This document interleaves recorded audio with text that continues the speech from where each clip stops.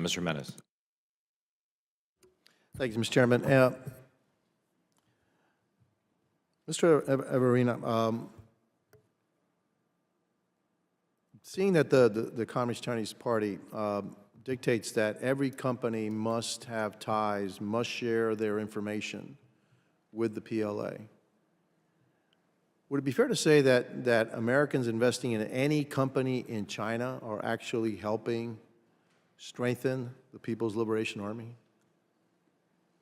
I think it's fair to say there's some aspect of that. I think it's an awareness issue that if you were investing in private equity, venture capital, or big money, that your third-party data, and you were going to help them. And as we talked early in this hearing, the military-civil aspect, there is no bifurcation in China. Every dollar spent for a civilian effort is also a military effort in China, so you have to be aware of that. Fair enough, and I believe that also. Mr. Wolf, it seems to me you have a very strong moral compass, and that your investment decisions are based on that moral compass and what's right, what's wrong, what's ethical, what's in the best interest of the United States, et cetera. Are you the exception or are you the rule?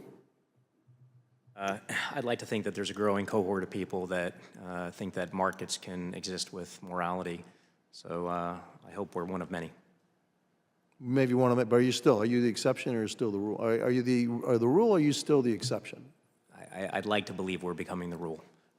Fair enough. Well, and that kind of leads me into where my colleague, Congressman Whitman, was going about regulations.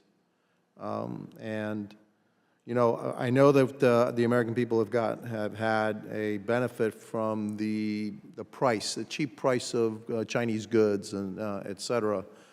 But I put to you that the sweetness of the cheap price or low price is going to be overcome by the sourness of loss of freedom. And that, I would hope that this committee would do everything in its power for the United States to start to decouple from the United States. From China. Because every single dollar that we spend or invest in China eventually goes to enhancing the capabilities of the PLA, and the Chinese intentions with the PLA are to dominate the world through the PLA, and also through economically and through the PLA. And I certainly don't want to live in that world. In regards to IA, Ms. Gorman, you said that you thought that we should enter in some kind of a negotiation with China, put some guardrails because of the danger of AI in military purposes. I'm going to disagree with you in terms of negotiating with them. I think the only way that we can put guardrails on the military applications of artificial intelligence is that we're always dominant in artificial intelligence.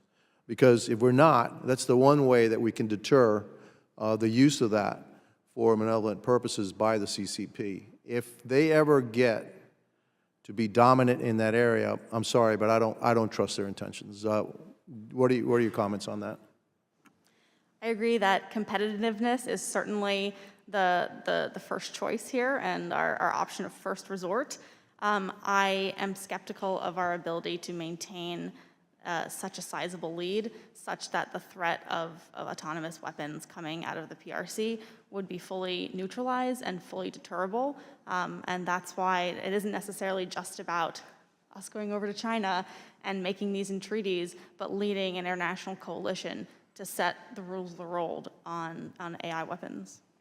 Yeah, but looking at their history of actually violating every single rule, and whenever it suits them, they'll cheat, they will steal, and they will use everything in their power to exert their dominance. I just don't have much faith in that with working with the CCP. Look, I guess I'm actually a pretty optimistic guy, all right, but the CCP, if is leading their country not into 2049. They're leading their country into 1984 as we speak. And if we allow the CCP to dominate the world, they'll lead the rest of the world into 1984 also. And I certainly don't want my children or grandchildren to live in a world, or an Orwellian world like 1984. Thank you, and I yield back. Thank you.